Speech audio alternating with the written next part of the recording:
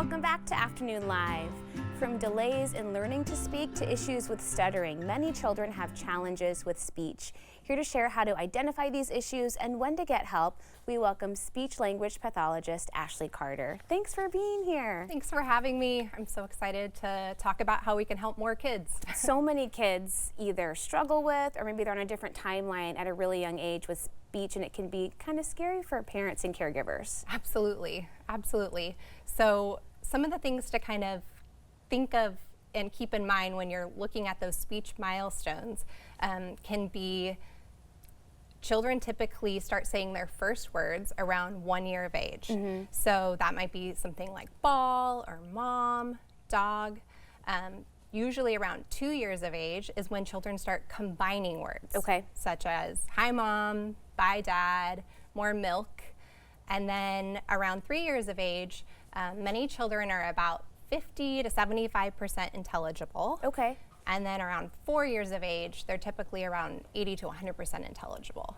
That makes sense as a general timeline, right? But every kid is so different. Absolutely, absolutely. And kids go at their own pace. Yeah. So that's why it's so important as a parent to kind of trust your gut and really, tune into what you see happening with your child. Okay, so tell me about things like expressive language. What are we looking for in terms of that milestone? Absolutely. So expressive language is how a child is able to communicate their needs, their basic needs.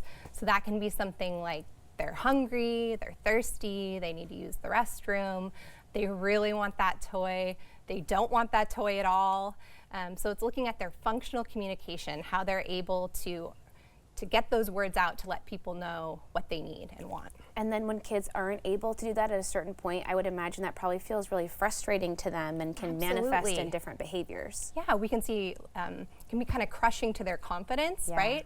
At some point, they're trying to use all the tools, gestures, speech, pointing, and they're not able to get those needs met.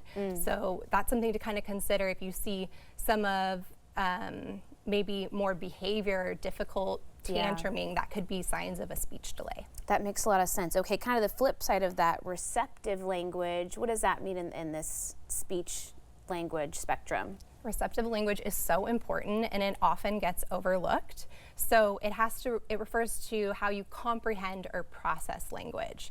And that might be something similar to following an age-appropriate direction, like go grab your shoes or stand by the door. Or it could be if you're reading a book with your child, kind of checking in on those concepts like where is Clifford going, or who is having the birthday party? What are they making in the kitchen? So those kind of foundational tools of language, that's what receptive language is referring to. What are some things to look out for if you're wondering if your kid might be a little bit behind, or maybe you want to reach out just for an evaluation or asking for help? I would say that you want to kind of keep those ideas in your head of certain speech sounds are acquired at different rates. So if your kiddo, most of the speech sounds that you acquire first are p, b, k, g. Those are our early developing sounds, and they come out around 2 or 3 years of age. So if your child is 4 or 5 and still kind of having a difficult time with some of those specific speech sounds, it might be a good idea to look at getting an evaluation. And then when you look at, is your child having a hard time maybe following these age-appropriate directions, kind of keeping up with peers, that can be a good idea to look into getting some extra help. And don't be afraid, right? Because the earlier, if they do need some extra help, the earlier you can get that to them is going to be so beneficial. Absolutely. So birth to 5 is this magical time when there's so much learning happening in the brain. And the earlier you can get help, the better.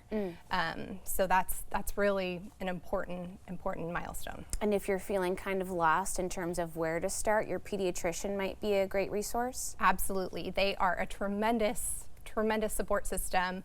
They want to hear your concerns. They're on your team.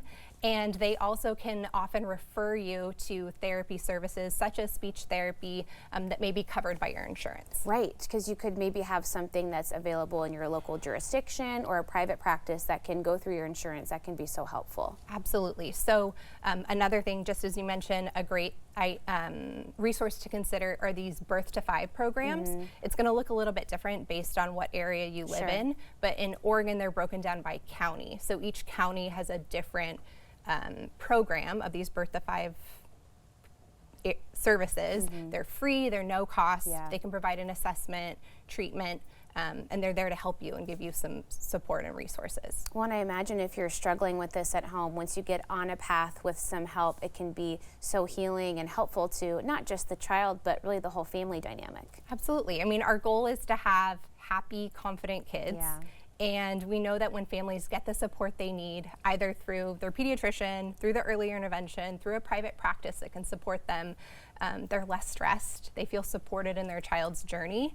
And ultimately, the goal is to build these skills so they can use them out in their everyday environment and community. So yeah, it's so comforting knowing there's so many resources out there and so many people that want to help. Absolutely. Okay, thank you so much. Thank Great you, chatting Hannah. with you. Oh, my pleasure. Thanks for having me. We will have more information on our website at katu.com. We'll be right back with more Afternoon Live right after this.